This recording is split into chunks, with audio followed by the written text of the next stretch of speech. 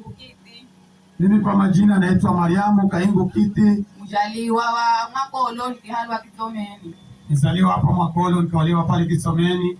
Wale na tatizo naanzwa ni jino. Nilianzwa na shida ya jino kuuma. Vijenderera ro jino tegala mwisho wenu miro sitima kumisa. Ikaendelea mpaka ikawa sasa siwezi kumeza chochote. Kaone mazige nyuka kila. Hata maji ilikuwa hayapiti kwa koo. Akipigiwa simu mamu wale ni Juma, wale ni mamu akiza akidhani hala.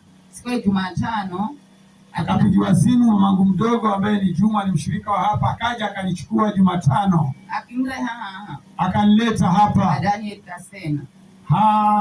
Kwa mchungaji Daniel Kasena. Aliponileta hapa akitanipoyera kaniombea na nashukuru.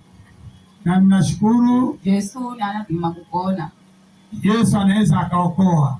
Alonipoyera akalaora anajagira maji. Aliponiombea hapa kulikuwa na maji hapo karibu. Nanwa vikombe vinao.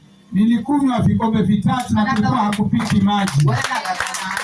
Nilikuwa na yatamani hayo maji. Nashukuru kwanza tangu wao tasai. Kuanzia siku hiyo mpaka saa hii ninakunywa maji, nakula kila kitu, lakini nilikuwa na zaidi ya wiki nzima siwezi kula chochote. Nilikuwa na wiki nzima siwezi kula chochote.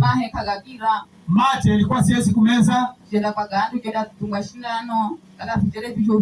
Nikaenda kwa daktari hapa karibu anaitwa Gandu, lakini ikawa iko hivyo hivyo, siwezi kumeza mate. Lakini sasa ninashukuru kila kitu kinakira kama kalange nafuna na amina. Kila kitu kinapita, hata yale mahindi magumu yanapita, nikitafuna yanapita. Ninashukuru Yesu ni Bwana na anaokoa. Ninashukuru Yesu ni Bwana na anaokoa. Amina. Amina. Amina.